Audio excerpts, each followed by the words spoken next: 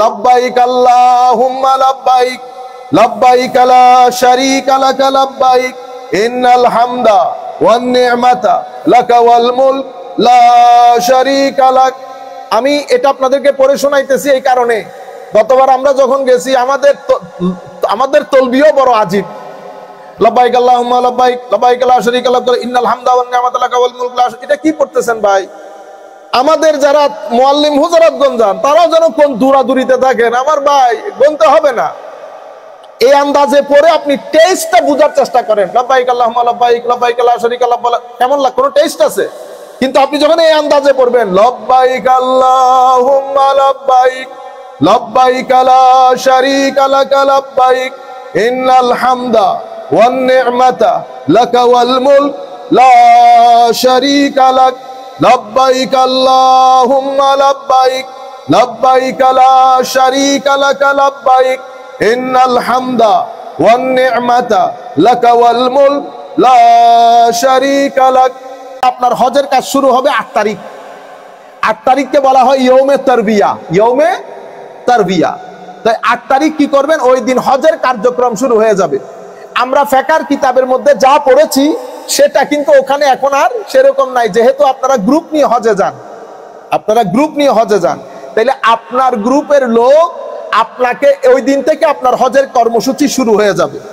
Generally আমরা সকালে ঘুম থেকে উঠে ফজরের নামাজের আগে ইহরামের নিয়ত করে গোসল করব, 2 রাকাত নফল নামাজ আদায় করব।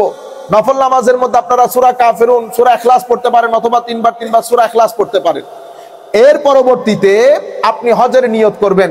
হজের নিয়ত করলে স্বাভাবিক আপনাকে তালবিয়া পাঠের মাধ্যমে যাত্রা শুরু হয়ে গেছে। লব্বাইক আল্লাহুম্মা লব্বাইক লব্বাইক লা শারীকা লাক লব্বাইক ইন্নাল হামদা ওয়ান নি'মাতা লাকা ওয়াল মুলক লা শারীকা লাক। আমি এটা আপনাদেরকে পড়ে শোনাইতেছি এই কারণে, গতবার আমরা যখন গেছি আমাদের তালবিও বড় আজীব। লব্বাইক আল্লাহুম্মা লব্বাইক লব্বাইক লা শারীকা লাক ইন্নাল হামদা ওয়ান নি'মাতা লাকা ওয়াল মুলক লা। এটা কি পড়তেছেন ভাই?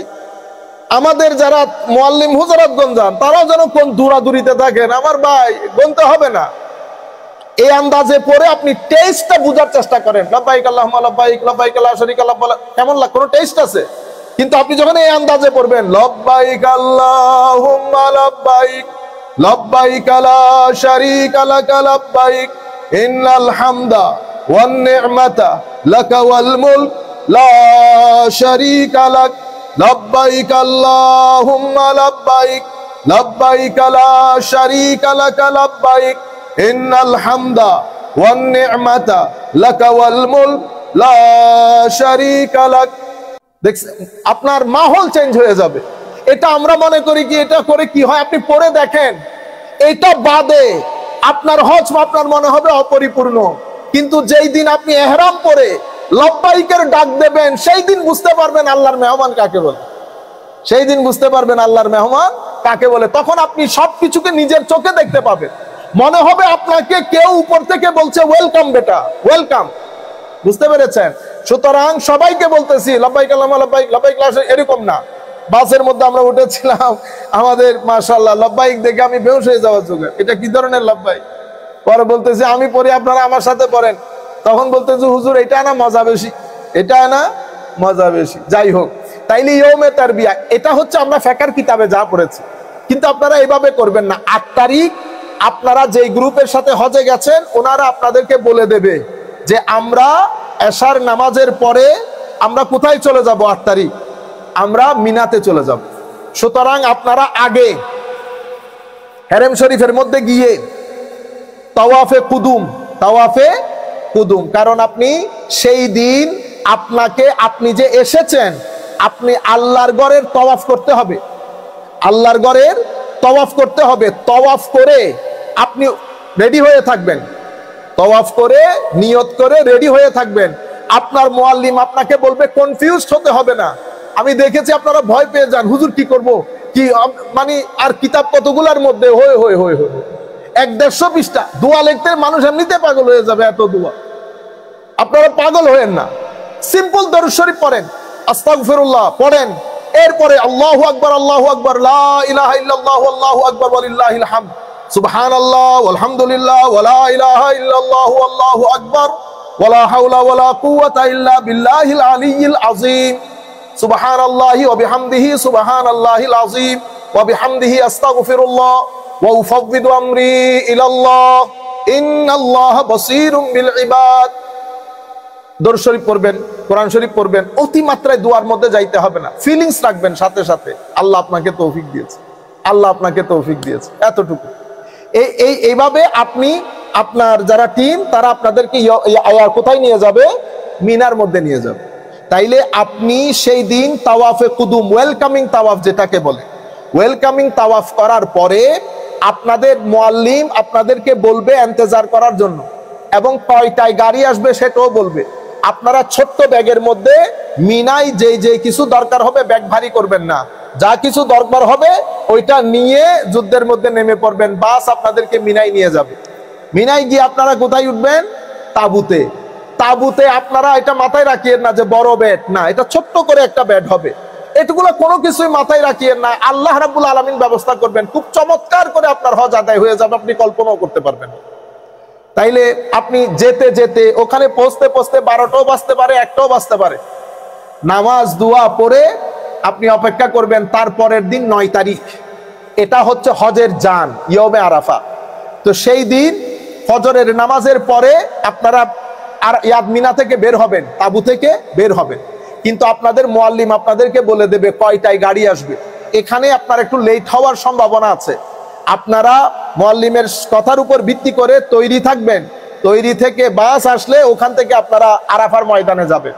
এটা আরাফা মানে কিয়ামতের ময়দান, তবে অসাধারণ একটা দিন, অনেক কষ্ট যাবে, মাথায় রাখবেন, কিন্তু কষ্ট মনে হবে না। যখন আরাফার ময়দানে হাত তুলবেন দেখবেন চতুর্দিক থেকে শুধু কান্নার আওয়াজ আসবে, এবং সেই দিন আপনি বুঝবেন আমার আল্লাহ বান্দার গুনাহ মাফ করে কেমন। আরাফার আকাশে বাতাসে আমার আল্লাহর মাগফিরাত রহমতের দরজা যে খুলে দিয়েছেন আল্লাহ, আরাফাতের ময়দানের মধ্যে আপনি ফিল করবেন। আমরা আল্লাহর দরবারে দোয়া করেছি আল্লাহ যেন মৃত্যুর আগে বারবার আরাফাতের ওই মোনাজাত আমাদেরকে নসিব করে। সেই দিন স্বাভাবিক আপনারা সবাই একসাথে থাকবেন তাঁবুর মধ্যে, এক মোনাজাত একসাথে করবেন, আরেক মোনাজাত দূরে গিয়ে একাকী করবেন। একাকীর মধ্যে যা মন চাই সেদিন আল্লাহর দরবারে, আল্লাহ সেদিন দরজা উন্মোচন করে দিবে। আল্লাহর সাথে কথা বলেন, যা মন চাই আল্লাহর দরবারে ফরিয়াদ করেন। আল্লাহ বলেছেন যা বলবেন আল্লাহ কবুল করবে, এবং সেদিন আপনি বুঝতে পারবেন আমার আল্লাহর বরকতের দরজা, রহমতের দরজা, মাগফিরাতের দরজা বান্দার জন্য খুলে দিয়েছে। না গেলে বুঝতে পারবেন। তাইলে এটা হচ্ছে আপনাদের দ্বিতীয় দিন। তাহলে 8 তারিখ থেকে কাজ শুরু। তোয়াফ করবেন, এহরাম পরবেন, নিয়ত করবেন, গাড়ির জন্য অপেক্ষা করবেন, ওনারা গাড়িতে করে আপনাদেরকে তাঁবুতে নিয়ে যাবে। নামাজ দোয়া পড়বেন, খাবেন, জিকির আজকার, একটু ঘুমাবেন, কারণ 9 তারিখের জন্য ভরপুর প্রস্তুতি লাগবে। ঘুমাবেন একটু করে 2-2.5 ঘন্টা, এরপরে উঠে গাড়ির জন্য অপেক্ষা করবেন, আরাফার দিকে আপনাদেরকে নিয়ে যাবে। 9 তারিখের কাজ শুরু হবে আপনাদের। 9 তারিখকে বলা হয় ইয়ৌমে আরাফা। ইয়ৌমে আরাফা, আমার নবী বলেছেন ওই উকুফে আরাফাই হচ্ছে হজ, উকুফে আরাফাই হচ্ছে হজ। তাহলে ইয়ৌমে আরাফার দিন হাজী সাহেবান সবাই একসাথে হয়ে ওই তাঁবুতে যাবেন। সেখানে গিয়ে দ্বিপ্রহরের পরে আমরা জোহর এবং আসর একসাথে পড়ব, এটাকে বলে জামা বাইনাস সালাতাইন। তো সেই দিন যেই মসজিদের মধ্যে নামাজটা হবে সেখানে যদি আপনি যেতে পারেন তাহলে তো আলহামদুলিল্লাহ, নচেত আপনি সেখানে দেখবেন ওয়াশরুম আছে, ওযু কালাম করে আপনি সেখানে যদি একটু রেস্ট করতে চান, আধা ঘন্টার মতো, আধা ঘন্টা একটু শুয়ে নিবেন, শুয়ে এরপরে ওযু কালাম করে জোহর আসর পরে আল্লাহর দরবারে ফরিয়াদ করবেন, আল্লাহর দরবারে ফরিয়াদ করবেন। আরাফার ময়দান ওয়াজ শোনার জায়গা না, আমি বারবার বলছি আপনাদেরকে, আরাফার ময়দান ওয়াজ শোনার জায়গা না। আরাফার ময়দানে দিল খুলে প্রাণ খুলে আমার আল্লাহর মেহমানদারি নেওয়ার জায়গা। সুতরাং সবাই মিলে একটা মোনাজাত আর একটা মোনাজাত দূরে গিয়ে একাকিত্বে করবেন। উকুফে আরাফার একটা মিনিটও যেন ওয়েস্ট না হয় আপনাদের, এটা খুবই গুরুত্বপূর্ণ। এরপরে এখান থেকে আপনারা আস্তে আস্তে কোথায় চলে যাবেন? মুজদালিফার মধ্যে চলে যাবেন। জোহর আসর পরে আপনারা যখন সূর্য অস্ত যাবে, সূর্যাস্তের পরে আপনি মুজদালিফার দিকে বের হয়ে যাবেন। তো মুজদালিফার দিকে বের হয়ে গেলে তাহলে 8 তারিখও শেষ, 9 তারিখও শেষ। ওই জায়গার মধ্যে অতিরিক্ত দোয়া দরুদগুলা পড়বেন। সুবহানাল্লাহ আলহামদুলিল্লাহ ওয়ালা ইলাহা ইল্লাল্লাহু আল্লাহু আকবার ওয়ালা হাওলা ওয়ালা কুওয়াতা ইল্লা বিল্লাহিল আলিয়্যিল আযীম। দরুদ শরীফ পড়বেন, কথাবার্তা বলবেন না। আপনি আল্লাহর সুবতের মধ্যে মনে করবেন আছেন, আল্লাহর মেহমানদারি গ্রহণ করতেছেন। এরপরে মুজদালিফার দিকে রওনা হবেন।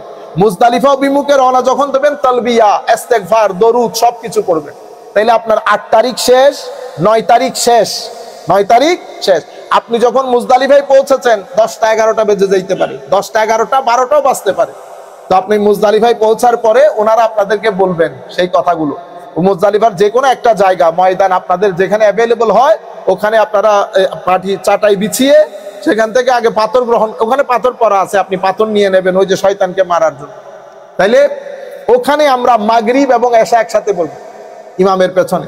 মাগরিব এশা একসাথে পড়ে আমরা কিছু খাওয়া দাওয়া করে এরপরে একটু আরাম করব, বিশ্রাম। কারণ আপনি অনেক টায়ার্ড হয়ে যাবেন, একটু বিশ্রাম করে নেবেন। বিশ্রাম করে ফজরের 1 ঘন্টা আগে উঠে যাবেন, তাহাজ্জুদ পড়বেন, ফজর পড়বেন। ফজর পড়ার পরে এরপরে 10ম দিবস হয়ে গেছে, 8 গেল, 9 গেল, 10ম দিবস। 10ম দিবসকে বলে ইয়াউমুন নাহার। ইয়াউমুন নাহার কুরবানির দিন। তাইলে 10ম দিবসে আপনারা উঠে প্রথমে মুজদালিফা থেকে পাথর সংগ্রহ করে ফজরের নামাজের পর মিনার দিকে রওনা হব। মিনার দিকে রওনা হয়ে আমরা ওই যে পাথর নিক্ষেপ করব শয়তানকে। পাথর নিক্ষেপ করার পরে পাথর নিক্ষেপ করব, পাথর নিক্ষেপ করে কুরবানি করব, কুরবানি করে মাথা মুন্ডাবো, মাথা মুন্ডানোর পরে ইহরাম খুলবো। আবার বলি, আপনারা মুখস্থ করে নেবেন। মুজদালিফা থেকে শয়তানকে পাথর নিক্ষেপ করতে যাব, পাথর মারার পরে আমরা কুরবানি করব। এখন কুরবানি ওখান থেকে কেমনে করবেন আপনি খবর নিবেন, মুআল্লিম আপনাকে বলবে আগ থেকে সেট করে রাখা হয়, এগুলা কনফিউজ হওয়ার কোনো দরকার নাই। তাইলে আপনি বলবেন, ফোনে যোগাযোগ থাকবে কুরবানি হয়েছে কিনা। কুরবানি হয়েছে, আপনি মাথা মুন্ডাবেন, আপনার মাথাকে হলক করবেন, শেভ করবেন। মাথা মুন্ডানোর পরে ইহরাম খুলবেন। ইহরাম করে এই যে এতদিন ইহরামের মধ্যে এখন সিভিল ড্রেস পরে ফেলবেন। সিভিল আপনারা যেটা পাঞ্জাবি বা জুব্বা পরে ফেললেন। এরপরে আমরা যদি চান ওই দিনই বেটার মক্কা শরীফ চলে যাবেন, তাওয়াফে জিয়ারত করবেন। প্রথম দিন করেছেন 8 তারিখ তাওয়াফে কুদুম, ওয়েলকামিং। আজকে করবেন তাওয়াফে জিয়ারত এবং হজের যে সাই, সাফা মারওয়ার সাইও করবেন। তাওয়াফে জিয়ারত, হজের সাই, এটা করার মাধ্যমে আপনার হজের কাজ প্রায় 90% শেষ। বাকি আপনারা 2 দিন 12 তারিখ পর্যন্ত মিনায় অবস্থান করবেন। দ্বিতীয় দিন, তৃতীয় দিন শয়তানকে পাথর নিক্ষেপ করে অতঃপর আপনারা মক্কা শরীফ চলে আসবেন। মক্কা শরীফ চলে এসে আরেকটা জিয়ারত, তাওয়াফ করে আপনার হজের কাজ পরিপূর্ণরূপে সমাপ্তি হয়ে যাবে। তাইলে 8 তারিখ ইয়ৌমে তারবিয়া, 9 তারিখ ইয়ৌমে আরাফা, 10 তারিখ ইয়ৌমুন নাহার, 10 তারিখ ইয়ৌমুন নাহার, আর বাকিগুলো পাথর নিক্ষেপ। একেবারে সংক্ষিপ্ত কাজ, কনফিউজড হবেন না। কোন দোয়া দরুদ কোন জায়গার মধ্যে পড়া ফরজ, ওয়াজিব না। আপনারা আমাকে জিজ্ঞেস করেছেন আমরা কি পড়ি, সেটা বললে আপনারা উল্টাই যাবেন। আমরা আমার নবীর দরবারে সালাম দেই, আল্লাহ শুকরিয়া আদায় করছি, আল্লাহ যা আমার ওই তৌফিক দিয়েছেন। নতুবা আমাদের মতো লোক যদি ওখানে যদি কোয়ালিটি দেখা হইতো, তাহলে তো কিয়ামত পর্যন্ত সুযোগ হইতো। এটা তো আমার আল্লাহ দয়া করেছেন, আমাদেরকে সুযোগ করে দিয়েছেন। সেই জন্য আল্লাহর দরবারে শুকরিয়া আদায় করছি আর আমার নবীর দরবারে সালাতু সালাম। এর পরবর্তীতে আপনারা যদি চান আপনাদের মৃত মা বাবা কারো জন্য উমরা করতে, সেটাও করবেন, অতিমাত্রাই না। এরপরে মদিনা শরীফ যাওয়ার জন্য তৈরি হবেন। হজের মহব্বত এবং ইমান জাগানিয়া জিয়ারতের ওই সময় যখন হবে, নিজেকে প্রস্তুত করবেন ওই জায়গায় যাওয়ার জন্য। এরপরে মদিনা শরীফ যাবেন। মদিনা শরীফ যদি যারা ইংল্যান্ড, আমেরিকা, ইউরোপ থেকে যাচ্ছেন, হাতে যদি সময় না থাকে, 1 ঘন্টা হলেও আমার নবীর দরবারে হাজিরি দিয়ে আসবেন। 1 ঘন্টা হলেও আমার নবীর দরবারে হাজিরি দিয়ে আসবেন। নতুবা আল্লাহ পাক জানে কি হয়, আল্লাহ পাক জানে কি হয়। আবারও বলছি, মদিনা শরীফ হজের অংশ না, মদিনা শরীফ ইমানের অংশ। সত্যিকার অর্থে ইমান থাকলে মদিনা শরীফ ফেলে আসতে পারবেন। আল্লাহ রাব্বুল আলামিন আমাদের হামি ও নাসির হোক। মাওলাই করিম আমাদেরকে কবুল করুক। এরপরেও যদি আপনাদের কোনো জটিলতা থাকে, যেভাবে আপনারা জানান সেভাবে জানাবেন, আমরা দর্শগুলোর মধ্যে আপনাদের জন্য ইনশাআল্লাহ